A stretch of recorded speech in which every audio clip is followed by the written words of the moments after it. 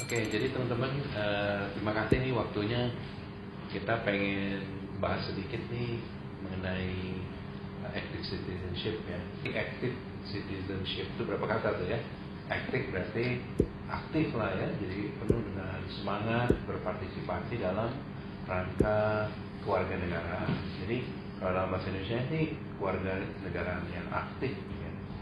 Jadi active citizenship. Jadi kalau kita bilang tentang active citizenship itu maksudnya adalah kemampuan dari generasi muda untuk mengisi ruang yang terbuka karena demokrasi. Nah, demokrasi yang dimaksud tentu adalah ruang publik yang ada online dan offline lah kurang lebih gitu ya. Online dan offline itu dalam pengertian mengisi ruang keterbukaan dan kebebasan dalam upaya memberikan efek baik di dalam kehidupan masyarakat. Ya boleh dibilang sih arahan, format, bentuk, dan pedoman bagaimana caranya kita bisa mengisi ruang yang terbuka, ruang publik, ruang media sosial, ruang dalam berekspresi dan opini di berbagai media cetak, non cetak, bergaul relasi dalam masyarakat, berkenalan dan menjalin hubungan yang positif melalui bisnis, dalam charity itu kurang lebih apa ya, kegiatan sosial, dalam pengembangan ilmu pengetahuan, bahkan dalam ilmu politik ya. Ciri-cirinya adalah mereka selalu berpikir tentang kepentingan bersama untuk mengisi ruang yang terbuka yang bebas. Jadi tidak istilahnya egoistik ya. Kalau egois itu kan berarti mengambil ruang publik untuk diri dan kepentingannya, untuk identitas dan kelompoknya. Tapi kalau active citizenship ini kita memproyeksikan diri kita dalam sebuah peran dan tanggung jawab yang sifatnya masyarakat, negara, bahkan ada istilah global active citizenship, jadi global citizens. Saya kira nanti kita lagi duduk ada bendera ASEAN nih, jadi membayangkan bagaimana kita berperan dan mengambil identitas sebagai warga yang mempunyai kedudukan dan cita-cita bersama sebagai warga ASEAN misalnya. Ya, jadi kita membayangkan itu sebagai hal yang paling inti. Beberapa tahun yang lalu kita melakukan riset, cukup lama sih, hampir mungkin 7 tahun yang lalu ya. Kita waktu itu tertarik dengan bagaimana Korea Selatan itu bisa bangkit dalam waktu yang cepat. Ya kalau pakai istilah kampusnya tuh modal sosialnya tuh solid banget, sehingga waktu zaman sampai mereka bisa menyelenggarakan Piala Dunia sepak bola, itu mereka menyatu menjadi sebuah negara yang bisa menggelar sebuah panggung dunia untuk sepak bola dunia ya. Nah, apa sih sebetulnya boleh dibilang rahasianya warga pemuda Korea sehingga mereka bisa menunjang dan secara lintas generasi meneruskan perubahan yang maju terus begitu sampai sekarang ya. Jadi waktu kurang lebih 7 tahun yang lalu kita mempertemukan 3 hal yang mendasar di masyarakat Korea ya, di kalangan pemuda itu ada 3 hal, yaitu social obligation, yaitu pertama adalah komponen tentang apa yang diturunkan oleh pemerintah sebagai kewajiban negara bagi pemudanya. Jadi state national obligation. Yang kedua adalah leisure. Leisure itu adalah ruang pribadi pemuda yang memang difasilitasi dan dikembangkan untuk mengembangkan minat, hobi, kemudian ya kreativitas. Mereka juga sama frenzinya sama gadget, tapi mereka tahu proporsinya. Ini adalah bagian dari leisure. Leisure itu apa ya? Ruang pribadi untuk recovery sebetulnya. Jadi kalau kita kerja keras kan mengumpulkan tenaganya, rehat itu dengan leisure. Jadi melakukan hal-hal di waktu luang yang menyenangkan dirinya. Bukan untuk bersenang-senang, ya senang boleh, tapi untuk recovery energi untuk bekerja kembali. Itu yang kedua. Nah, yang ketiga adalah consumerism. Jadi istilahnya responsible consumerism. Mereka mengkonsumsi ya kebutuhan pokok, informasi, traveling, segala macam ya. Kalau kita kaitkan antara social obligation dengan consumerism, itu ada hubungannya di Korea. Misalnya mereka hanya membeli produk buatan Korea. Jadi di satu pihak adalah consumerism, yaitu consume, tetapi masih mempunyai state obligation. Jadi mereka mendukung. Begitu juga antara leisure dengan consumerism. Mereka juga memilih antara apa yang dipilih untuk apa yang mereka konsum yang mempunyai nilai leisure.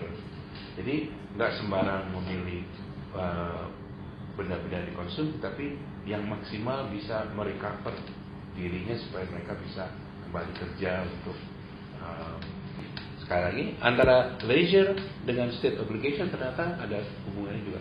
Menghabiskan waktu misalnya untuk melakukan tugas-tugas relawan pramuka itu walaupun sifatnya leisure gitu ya, ada juga tentu pendidikannya, tapi juga ada kaitannya dengan bagaimana negara juga mengambil katakanlah apa ya manfaat dari masyarakatnya untuk bisa terbangunlah ibaratnya tuh etos kerja, disiplin dan cinta kepada negaranya. Oke. Jadi kurang lebih ada 3 itu.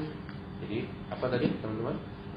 Hubungan antara kekuatan dari negara yang memberikan arahan positif ya, social obligation, kewajiban-kewajiban negara yang disosialisasikan kepada pemuda.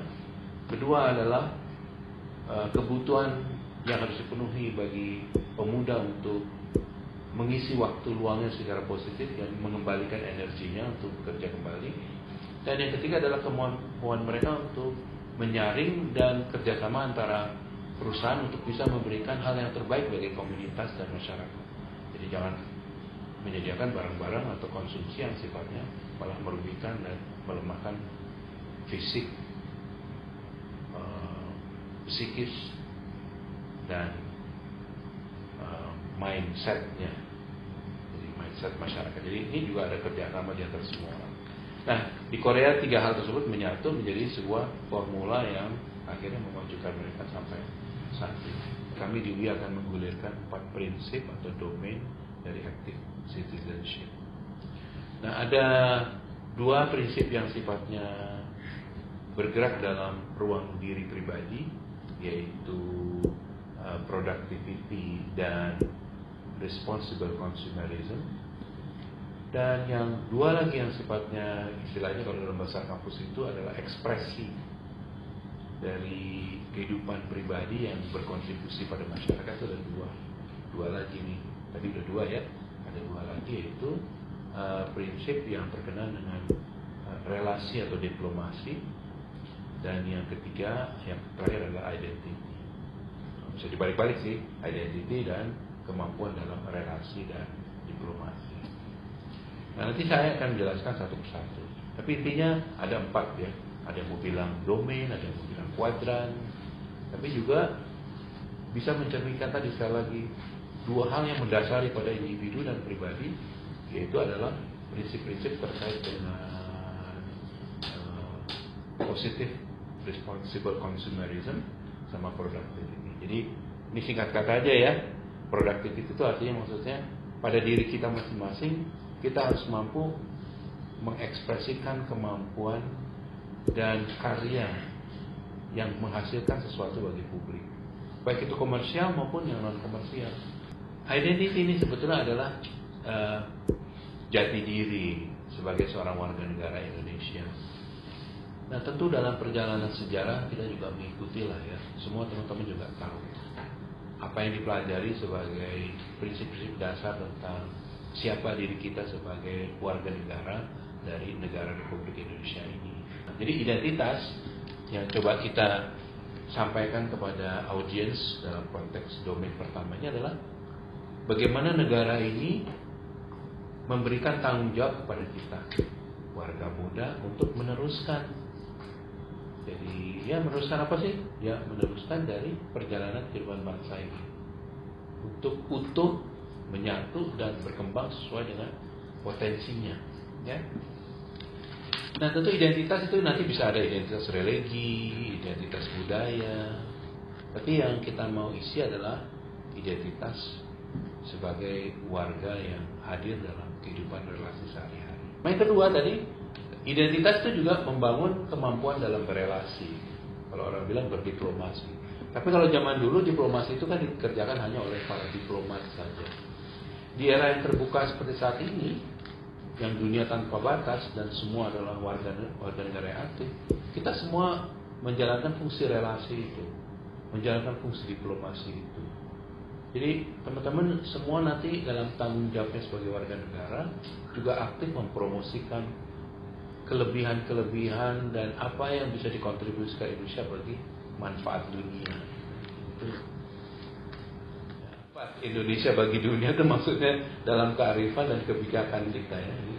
Maksudnya dalam rangka membangun kesadaran diri tentang peran Indonesia dan khususnya bagi kaum muda dalam rangka menjalankan fungsi-fungsi publik melalui relasi dan komunikasi. Ya kita bisa gunakan istilah bersilaturahmi, antar bangsa, berelasi sesama profesi, bisa menjalankan sesama rumpun warga budaya. Nah, jadi teman-teman, kita tahu bahwa era pengembangan dan peneguhan identitas diri sebagai warga negara itu memang sangat kuat.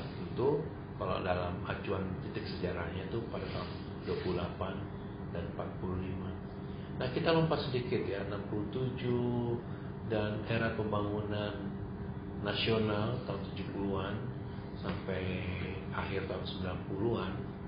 Itu adalah era yang mungkin kalau dalam pengertian secara umum kita ambil, nafas dan esensinya adalah modernisasi dan kemampuan kita membangun, ya kalau mau dibilang adalah potensi ekonomi nasional. Nah sebetulnya dalam pengertian lebih dan kurangnya yang kita mau coba ambil hal positif dari elemen dan era produktif itu adalah membangun daya saing berbasis kemampuan dan potensi bangsa. Jadi prinsip tentang productivity kita ambil dari era itu sebetulnya ya. Productivity ya. Tentu productivity tidak hanya dalam konteks satuan produktif nasional GDP, tetapi juga tentu produktif dalam berbagai lapis-lapisan unit aktivitas kegiatan masyarakat termasuk individu. Jadi kita berorientasi sebagai masyarakat yang berpendidikan dan produktif. Nah, itu yang penting. Nah, hal yang berkaitan dengan positif atau responsible consumerism itu juga mulai muncul pada era pembangunan itu dan khususnya juga pada era reformasi.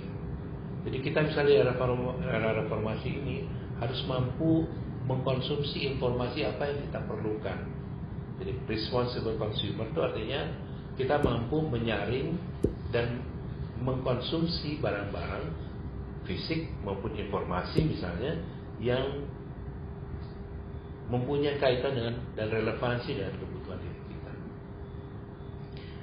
Nah, itu cukup ya penjelasan singkatnya. Dan yang terakhir adalah relasi dan diplomasi.